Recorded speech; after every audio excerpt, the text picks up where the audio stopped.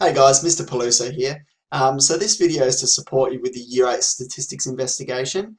The plan here is to talk you through the investigation from start to finish. I'm not going to give you all the answers, but I do want to provide you with some support and maybe just elaborating on some of the questions so it can help you as you go through the document. Now the way that I want to do this is basically go through the assignment from start to finish. So if you need help with a particular question, you might just want to skip through the video to get to the part where I can give you a hand. So we'll get straight into it. So the aim of this investigation is to explore the relationship between sample size, proportion, and mean. So sample size in any investigation is how many times you're going to complete the investigation. So if you're sampling by maybe asking a survey question, it's how many people you ask that survey question. Proportion is a part of a whole. So maybe if you're talking about the dice roll that we're going to do in the first question, it's what is the chance of that particular dice roll occurring? So if you've got 6 sides to a dice, the outcome of any side landing is going to be 1 in 6. So the chances of rolling a 1 are 1 in 6. The chances of rolling a 2 are also 1 in 6 because it's one side of that dice. Mean is a way to measure center, and that's our general average that we're used to maybe in science, where you add up all of the values and then you divide by the total number of values, and I'll show you how to do that as we go through. For the second part, it's to explore the relationship between outliers. Now, an outlier is a value that's well outside the expected value of a statistical measurement, and measures of average. So we're talking about mean, median. I don't think we're doing mode in this assessment. So part 1, you're going to be assigned a possible outcome from rolling a die. Now, your teacher might give you a number, or you might just want to pick a number yourself, okay? And you'll just record that below. So if I'm doing it, I'll just say my number's number 5, okay? What do you think the probability is of your outcome occurring each time you roll the dice? So it's basically saying every time you roll it, what are the chances that 5's going to come up? So there's 6 sides to the dice, and 5 is one of those sides. So it's probably a 1 in 6 chance. So that will help you to pretty much answer that first question there. Okay. So probability is what's the chance of this outcome actually happening? Okay. The next part is a table. It's kind of a scary looking table, but it's not too bad. So you're going to roll the dice a number of times. Now that's probably the most daunting part. You're going to have to end up rolling the dice 75 times. Now, this is a frequency chart, so you're going to basically jot in there, and you'll be handwriting this, whereas I'm doing it on computer, so it's a bit more difficult. It's basically how many times a 5 comes up. Now I'll just get my handy random.org dice roller here. So basically all I'm going to do is simulate a dice roll. So I'll just roll again, and I get a 5, so that's my first dice roll. So it's happened once. So in my first 5 rolls, that was my first one. So I've got 1, 5. Let's go again. I use my fingers to help me count. Why not? So 4. So that's no good. My third roll is a 2. That's no good. My fourth roll is a 4. That's no good. And my fifth roll is I'll say it's a 4 again. It didn't change. So in my first 5 rolls, the frequency of my 5 coming up, it happened once. Okay. So if you're doing a frequency chart, it should be like those lines. So you do your 4 dashes and then the line going across. But because I'm doing it on computer, I'll just say that it came up once. Okay.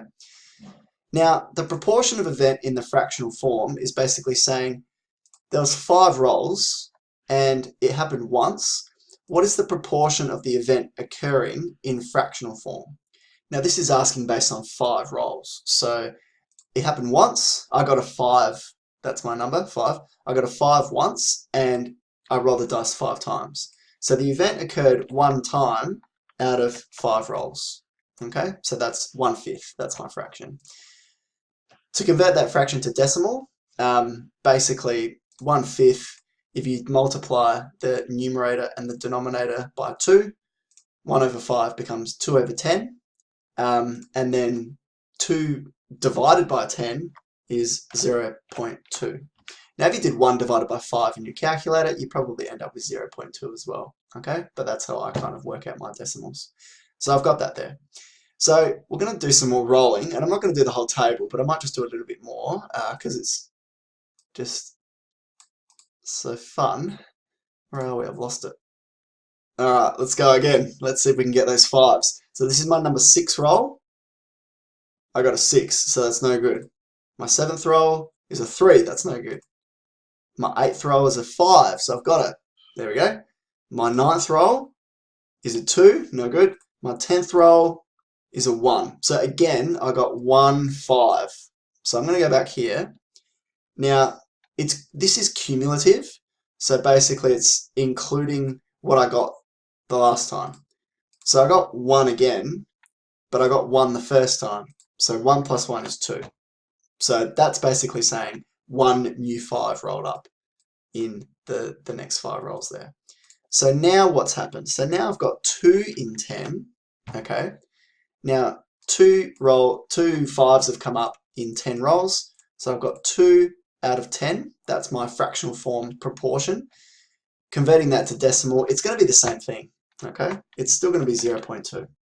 So you're going to keep doing that as you go. So remember, you're adding the frequency as you go. So just say my next 5 rolls, I got 0 5s.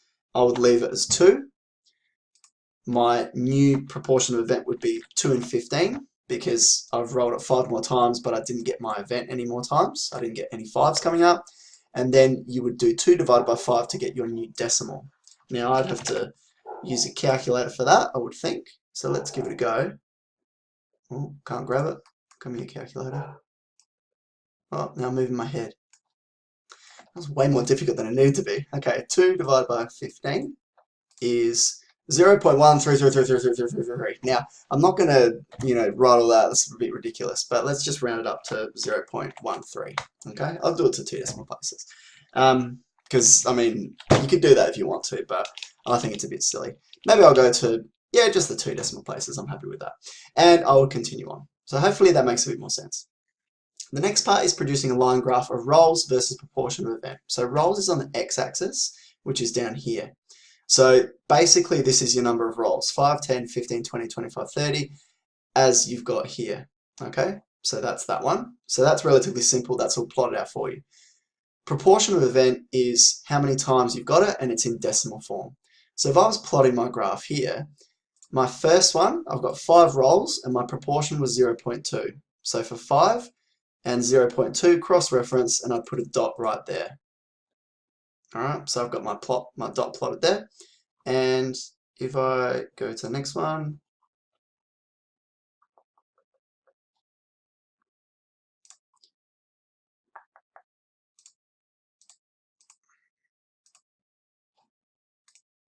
okay, I'm back, sorry.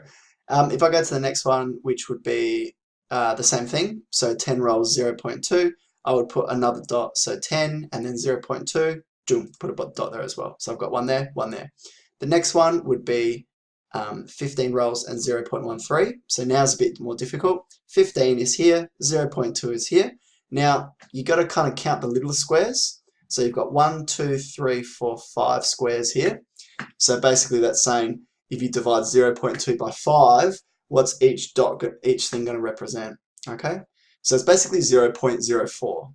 So 0.04, 0.08, 0.12, 0.16, 0.2, I didn't count that right. 1, 2, 3, 4, 5, 0.04, 0.04, 0.08, 0.12, 0.16, 0.20. Okay. Now the way that you could make it a bit easier on yourself if decimals is too hard to kind of break up with your graphing is you can think of it as a whole number. So how about we think of this as 20 and then that's 0. So if that was 20 instead of 0.2, that would be 4, 8, 12, 16, 20. Okay, and then you just shift the decimal place a few spots. So 0.13, think of that as 13. So if I'm doing 20, 16, and that's 12, my dot's going to be a little bit higher than 12. Now, obviously, it's on my 15. So my dot would be plotted right about there. Okay, so I'd have 1, 1, and 1 down there a little bit. Okay, and you'll need to do that for all of the points. And then you get a dot to dot, basically kind of like a scatter plot. Now, it's a line graph. You'd usually want to do a line of best fit here. So if I just grab my pen tool, if I put a dot there and a dot there and a dot, where did we say? So that was about 16, 12, so about there. And then what you do with a ruler is you'd be going line of best fit, you could do line best fit or you could do dot to dot. For 0 rolls, your proportion of event is 0, so basically it's starting there, okay? And then you're going to kind of go like this, obviously using a ruler. And then you'd continue on based on whatever you got, okay? Cool. Now, referring to your graph, what do you notice about the proportion value as the number of rolls increased? So it's basically saying, what do you notice about this number as the rolls increase? Now, basically, as the rolls increase, you should notice something about maybe some of the outliers in your results. For example, at the beginning, I could have rolled heaps of 5s, and my proportion of event could be really high up. But then as you roll more times, it's more likely that it's going to revert back to the actual probability of the outcome occurring, which remember was 1 in 6. And what's the decimal value of that? I haven't told you what that is, but you might want to check in your calculator.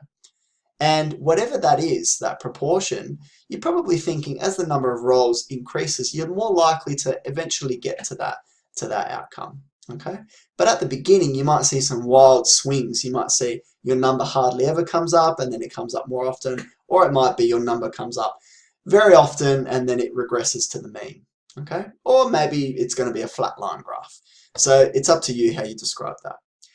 And this helps you to answer these questions. So if instead of rolling 75 times you rolled 1,000 times, that's getting a bit tedious. Okay, what do you think would happen then? What would the proportion be? So that kind of, remember, proportion is here.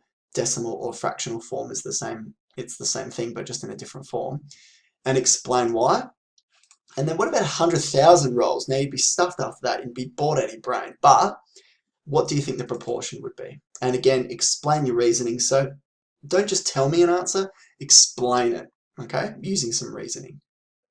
Part G is saying, what's an advantage and a disadvantage, so a good thing and a bad thing, about collecting data from 10,000 dice rolls using this method? So doing what you're doing, okay?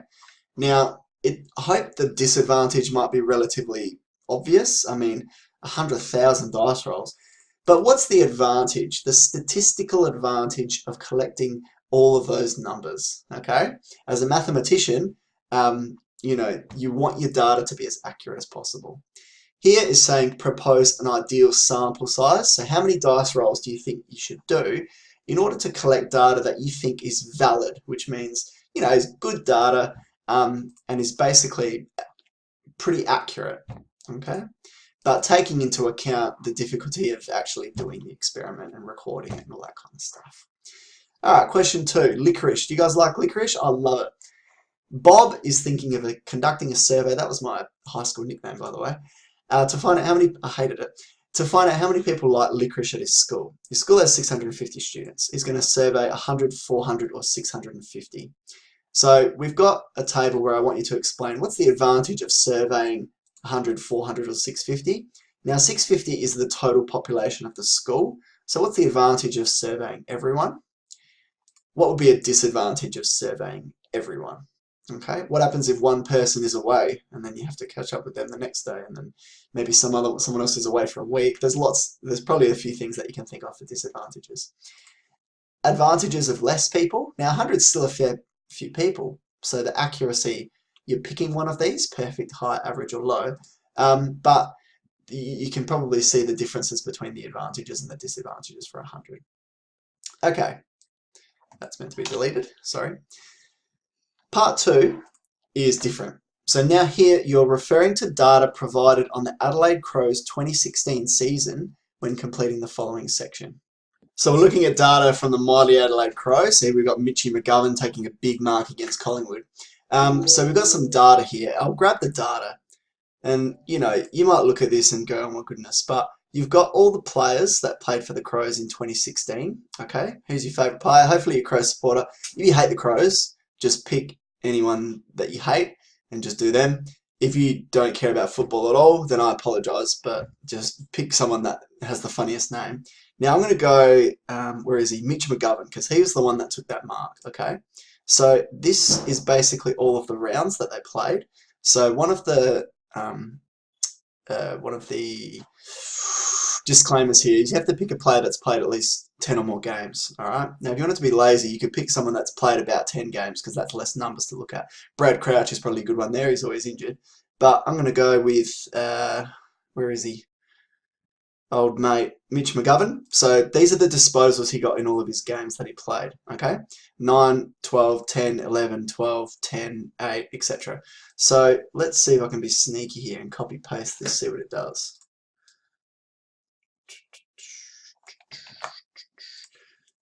And what do we got? Oh, actually, look at this.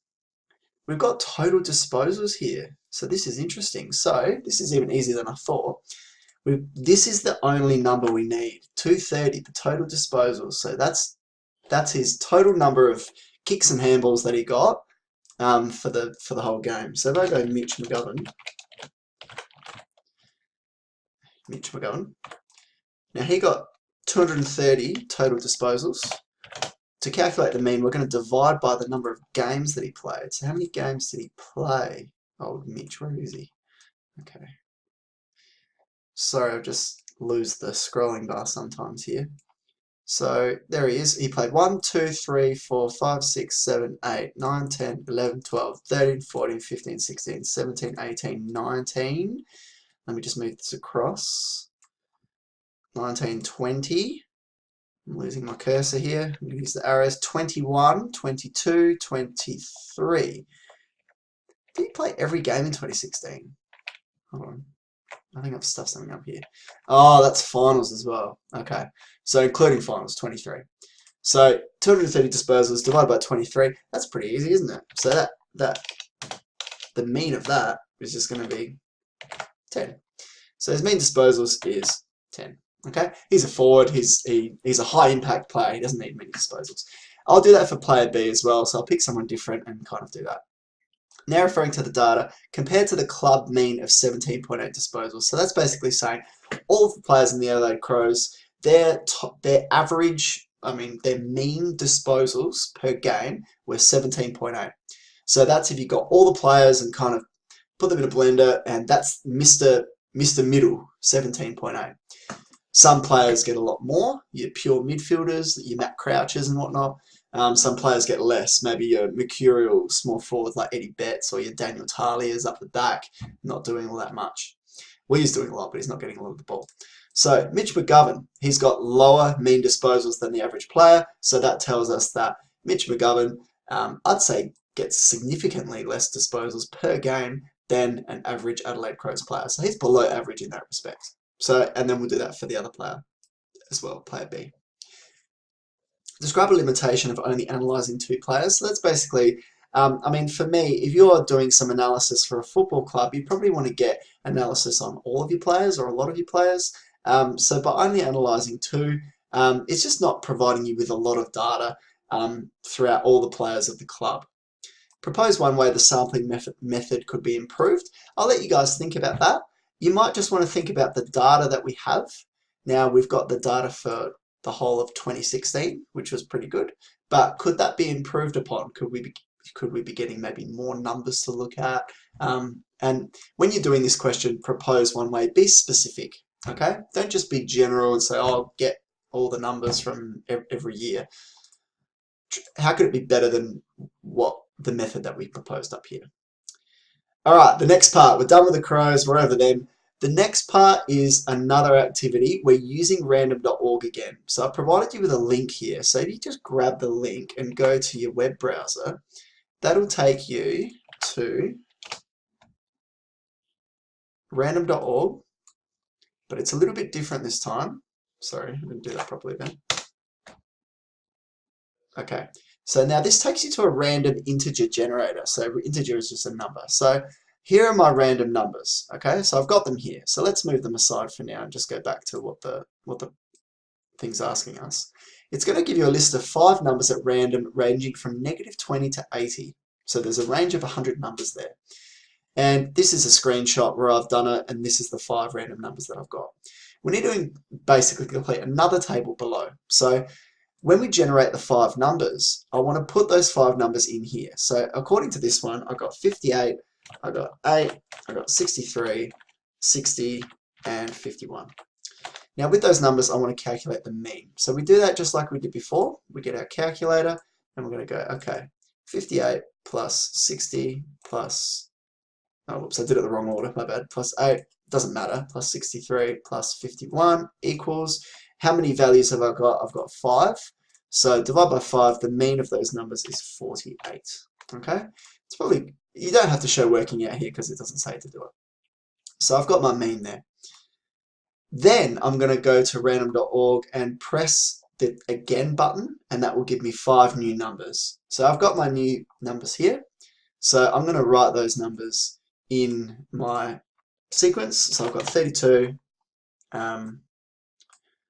43, I've got 49, 37, and 67. So they're my new numbers. But now I want to have 10 numbers generated. So in addition to these ones, I want to also put the old ones in there too. Okay? So I've got all of that. Now, you need to go to probably the arduous. You're going to have to put all those numbers in there again. 58.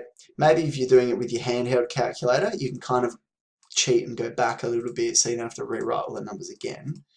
51, 32, 43, 49, 37, and 67. Okay. Don't do it too quick, otherwise you make a mistake. So now I've got 468. I'm going to divide by 10, because that's how many numbers I have, and I get 46.8. Okay. So my mean has gone down a little bit, okay, when I've got that 10 there. And, oh, my cat's come in. So we're going to keep going. So we're going to do 15, 20, 25, and 30. So you're going to be pressing that random.org try again or again button again.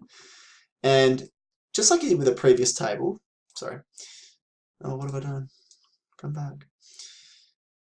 We'll make it cumulative. So we're going to keep going. So we'll copy paste to the next one, and then you add your next 5 numbers, and you keep going to calculate the mean there. So what's the point of this?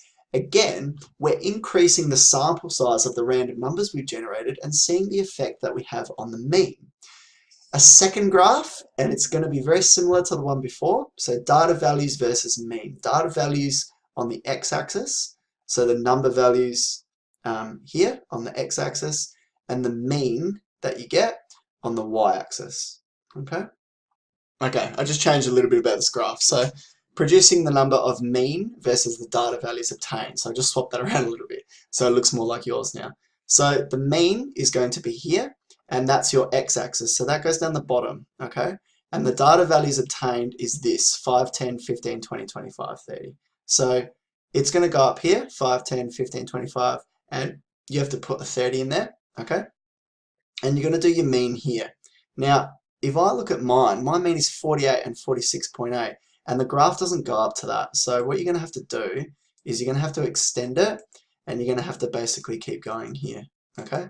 So for me, if I go 40, 42, oh, is that, it's in twos, isn't it? 44, 46, 48, so I'm way out here, okay?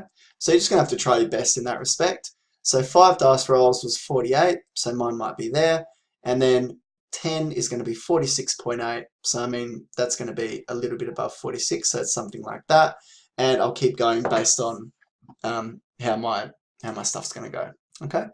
So you're going to keep going, keep calculating your mean, very similar in terms of as the sample size increases, what is the mean going to do in that respect?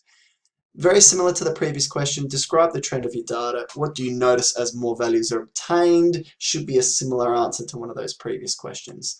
Now we're mixing it up a bit. Now we're saying, okay, if we use the table from the values in the shaded row, now the shaded row is 15 numbers generated. So that's our sample size, 15.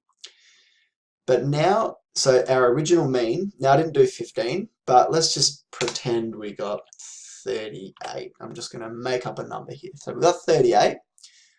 So my original mean is 38. Now the median, I think I'm not making it up anymore. I think let's do it properly. So, no, you know what? I'm just going to keep it there like that. Keep the video short, or short as you can get. Median, what you need to do is you need to order the numbers and you need to get the middle number. Now I'm going to do an easy one because I'm lazy. I'm going to do number 5 for 5. So what's the order? So I'm going to have to order that. 8 comes first, then the next is 51, then 58, then 60, then 63. Okay, so my numbers are in order. The middle number is 58. That's my median. Okay, so I would have to apply that to this one down here, where I've got my 15 values, which I haven't done because I haven't done my third random.org generation. But if I did it, I'd get my median, okay? And you'd put that in there.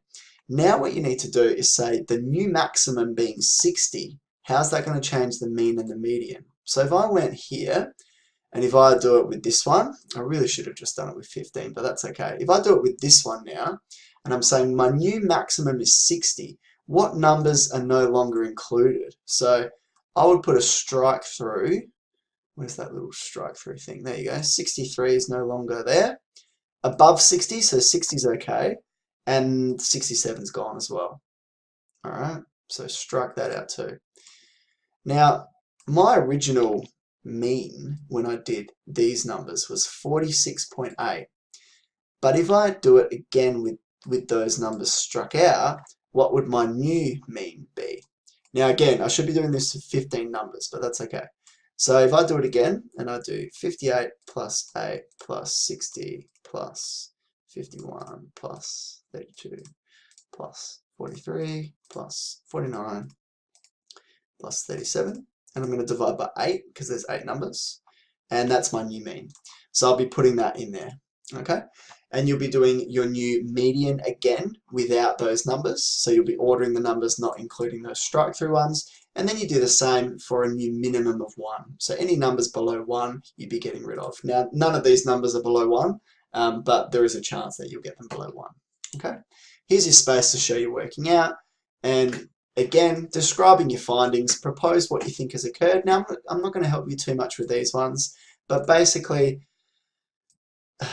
if the, and I'll help you without giving you the answer, if the range was from -20 to 80, okay, then the lowest of the low is -20, the highest of the high is 80, okay, and we're trying to basically cut out those really high numbers or those really low numbers, okay, and if we go all the way back to the original of the assignment, a term to describe numbers that don't really fit the rest of the data, okay.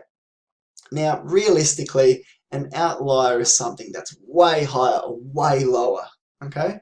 And, you know, 80 is not that much higher than 79, for example. But for the purposes of this investigation, we're gonna say that it's an outlier, okay?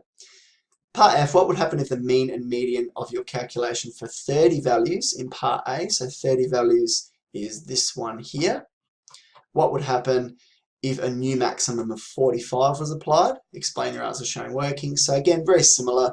It's a new lower maximum though, 45 now. So it's taking it to the next level. What if that outlier cutoff is a bit lower? What effect would that have on your mean and median calculations? And it's good to show you working out in here as well. So here, what can we conclude about the effect of outliers on the mean and the median? Do they greatly increase or greatly decrease your mean and median, or do they not change it very much at all? In this instance, we would describe outliers, as I said before, being less than 0 and greater than 61. The last question is write a concluding statement on the effect of sample size on the accuracy of a sample. So that's just in general, doing the whole experiment. So this is wrapping everything up in a neat little bow. Guys, thanks so much for watching the video. Hopefully it helped a little bit. I look forward to seeing what you can produce. See you in class. Ciao.